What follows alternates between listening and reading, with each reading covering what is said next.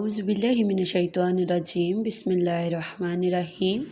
السلام علیکم، امید کرتی ہوں بیٹے آپ سب خیر و عافیت سے ہوں گے۔ جی آج کا لیکچر جو ہے وہ شروع کرنے سے پہلے گزشتہ لیکچر دیکھیں گے۔ گزشتہ لیکچر جو ہمارا ہوا تھا وہ ہمارا جمعرات کو ہوا تھا، اور آج کا لیکچر ہمارا جمعہ کے وقفہ کے بعد ہونے جا رہا ہے۔ جیسے آپ کو پتہ ہے کہ ہمارا ایک ہفتہ میں 3 دن بدھ جمعرات اور ہفتہ کو لیکچر ہوتا ہے، تو آج کا لیکچر جمعہ کے وقفہ کے بعد ہونے جا رہا ہے۔ ہمارا جو گزشتہ لیکچر تھا جو ہم نے جمعرات کو ہمارا ہوا تھا، اس میں ہم نے پڑھا تھا ہمارے سبق نمبر 2 غذا اور غذائیت ایک تعارف کا جز2.4 غذا اور صحت کا باہمی تعلق، اس کا سوال نمبر 3 آپ کو لکھنے کے لیے دیا گیا تھا۔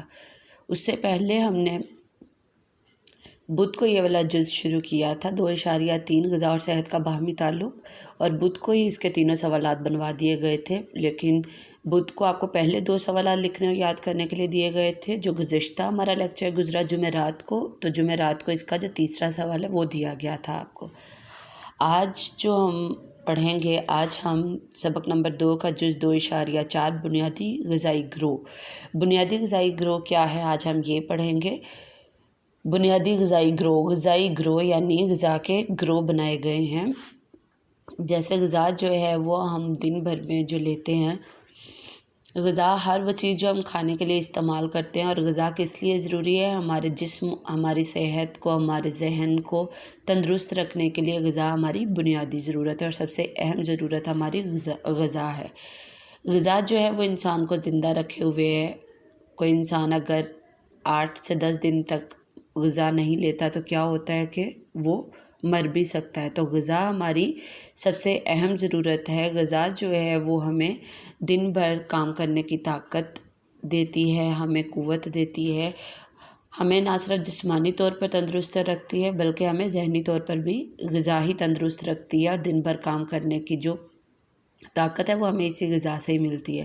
تو دن بھر میں غذا جو ہے وہ ہم وقفے کے بعد کھاتے ہیں، یعنی دن میں 3 وقت، صبح ناشتہ، اس کے بعد دوپہر کا کھانا، اور اس کے بعد رات کا کھانا۔ تو یعنی ہم دن میں 3 دفعہ یا 3 سے زیادہ بھی، کچھ لوگ شام کی چائے کے ساتھ کچھ نہ کچھ کھاتے ہیں جیسے، یا دوپہر کے کھانے اور صبح کے ناشتے کے درمیان جو ہے وہ کچھ وقفے سے جوس وغیرہ کا استعمال کرتے ہیں۔ تو اس طرح ہم دن میں وقفہ کے بعد جو ہے وہ غذا لیتے ہیں، تاکہ ہم دن بھر جو ہے وہ کام کرنے کے قابل رہ سکے، ہمیں کام کرنے کی قوت اور طاقت جو ہے وہ بنی رہے۔ تو دن بھر میں ہم جتنی بھی غذا لیتے ہیں، صبح ناشتے میں ہم الگ چیزوں کا استعمال کرتے ہیں، اسی طرح دوپہر کے کھانے میں چیزیں مختلف ہوتی ہیں، غذا جو ہے ہماری مختلف ہوتی ہے، اسی طرح رات کے کھانے میں مختلف ہوتی ہے۔ تو ہم دن بھر میں جو سب کچھ کھاتے ہیں اس میں ہم دودھ بھی استعمال کر رہے ہوتے ہیں، دہی بھی، انڈا بھی، اناج سے بنی ہوئی جیسے روٹی ہے ہماری، چاول ہیں، دالیں ہیں، اس کے علاوہ ہم پھلوں کا، سبزیوں کا استعمال کر رہے ہوتے ہیں، چکنائی کا روزمرہ لازمی استعمال ہو رہا ہوتا ہے۔ تو ہم دن بھر میں مختلف قسم کی چیزوں کا استعمال کر رہے ہوتے ہیں، جو کہ ہمارے جسم کی تمام ضروریات جیسے پانی، وٹامن، چکنائی، کاربوہائیڈریٹس، معدنی نمکیات، ان سب کو وہ سب غذائیں جو ہے وہ مل کر پورا کر رہی ہوتی ہیں۔ تو غذا کو یہاں پر گروہ میں تقسیم کر دیا گیا ہے۔ وہی سب چیزیں جو ہم دن بھر میں استعمال کر رہے ہوتے ہیں، اکثر یہ ہوتا ہے کہ ہم کسی چیز کی زیادتی، یعنی کوئی چیز بہت زیادہ استعمال کر رہے ہوتے ہیں، جو کہ ضرورت سے زیادہ ہم استعمال کر رہے ہیں، اس کا استعمال اتنا نہیں کرنا چاہیے۔ کچھ چیزیں ہوتی ہیں جو ہم دن بھر میں اپنے 3 وقت کے کھانے میں شامل کرتے ہی نہیں ہیں، جو کہ غلط ہے۔ وہ ہمیں تھوڑی بہت ہی صحیح لیکن ہمیں اس کا اپنی خوراک میں استعمال لازمی کرنا چاہیے، لیکن ہم نہیں کرتے۔ تو ہمیں دن بھر میں یہ دودھ، انڈے، اناج، دالیں، پھل، سبزیاں، یہ جو سب چیزیں، ان میں سے کچھ نہ کچھ جو ہے وہ لازمی پورے دن کی غذا میں شامل کرنا چاہیے۔ تو یہاں پر انہی سب چیزوں کو مختلف گروہ میں جو ہے وہ بانٹ دیا گیا ہے۔ یہاں پر گروہ بنا دیے گئے ہیں تمام اغذیہ کے، تاکہ ہم ہر گروہ میں سے کوئی نہ کوئی خوراک جو ہے وہ اپنے دن بھر کے کھانے میں شامل کر کے ایک مناسب غذا، ایک غذائیت سے بھرپور غذا جو ہے وہ لے سکے۔ غذا لینا ہی ضروری نہیں ہوتا، بلکہ غذا دن بھر میں ایسی لینی چاہیے جو غذائیت سے بھرپور ہو، جو ہمیں فائدہ دے نہ کہ نقصان۔ اکثر یہ ہوتا ہے کہ ہم غذا جب کوئی ایسی ہے غذا جو ہم بہت زیادہ استعمال کرنے لگتے ہیں تو وہ ہمیں فائدے کے بجائے نقصان دینے لگتی ہے۔ تو غذا کا بہتر استعمال کے لیے اور غذائیت سے بھرپور غذا استعمال کرنے کے لیے یہ ہمارے لیے آسان کر دیا گیا ہے کہ بنیادی غذا کو گروہ میں تقسیم کر دیا گیا ہے، تاکہ ہم ہر گروہ میں سے کوئی نہ کوئی غذا جو ہے اپنی دن بھر کی خوراک میں شامل کریں اور خود کو صحت مند اور تندرست رکھ سکیں۔ تو یہاں پر پڑھتے ہیں کون کون سے گروہ ہیں، کیا لکھا ہوا ہے یہاں پر۔ متوازن غذا کی ترتیب میں آسانی کے لیے غذائی اجزاء کو بنیادی غذائی گروہوں میں تقسیم کیا گیا ہے۔ غذائی ضروریات کو پورا کرنے کا بہترین طریقہ یہ ہے کہ ہر گروہ میں سے ایک چیز منتخب کر کے اس کو روزمرہ کی غذا میں شامل کر لیا جائے۔ اس طرح تمام افراد کو پروٹین، کاربوہائیڈریٹس، چکنائی، وٹامن اور معدنی نمکیات مناسب مقدار میں حاصل ہو سکیں گی۔ ہمیں اس بات کا بھی خیال رکھنا چاہیے کہ ایک ہی طرح کی خوراک سے ہمارے جسم کی ساری ضروریات پوری نہیں ہو سکتی۔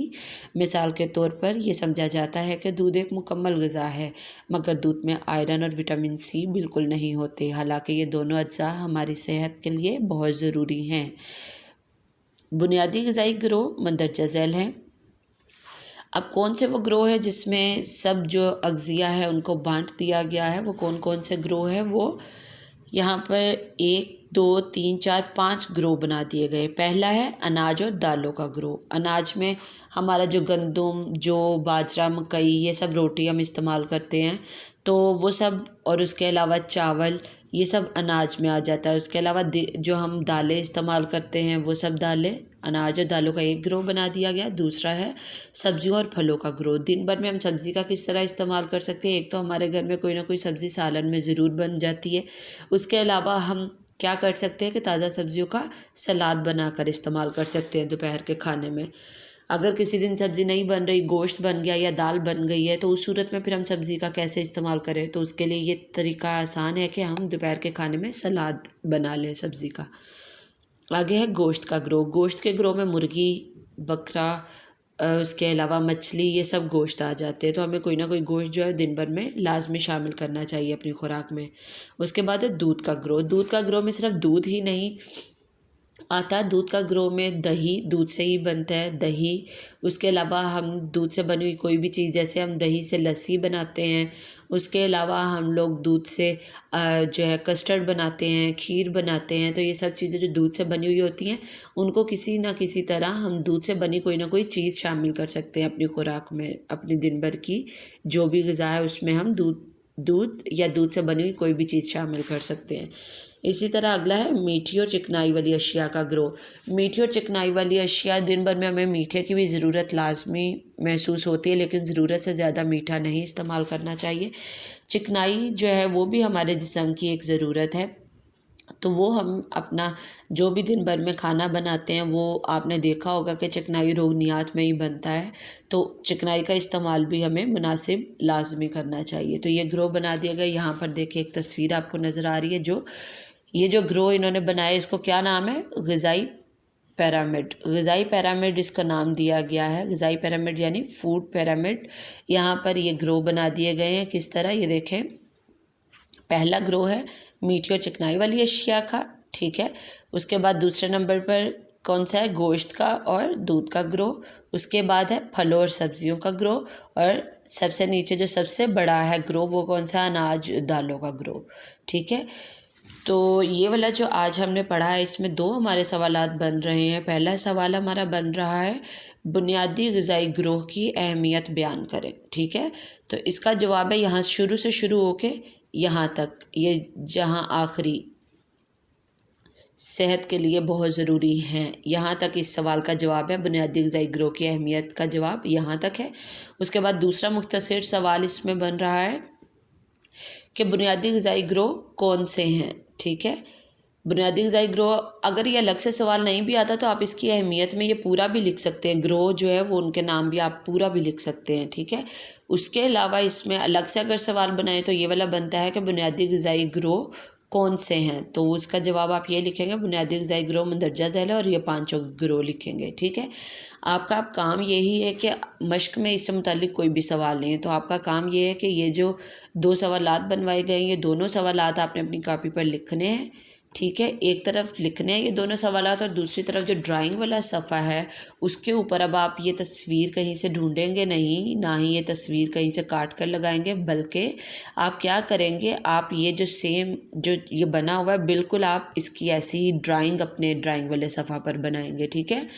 سب بچے غور سے سنیں کہ یہ آپ نے کہیں سے تصویر کاٹ کے نہیں لگانی، بلکہ غذائی پیرامڈ کی ہیڈنگ دے کے بالکل اسی طرح جو ہے وہ آپ ڈرا کریں گے اس تصویر کو۔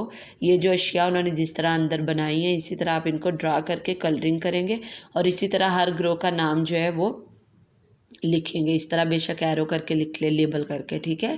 تو آپ یہ ڈائیگرام خود بنائیں گے ڈائیگرام والے صفحہ پر، اور یہ دونوں سوالات لکھیں گے، اور انہی دونوں سوالات کو آپ یاد بھی کریں گے۔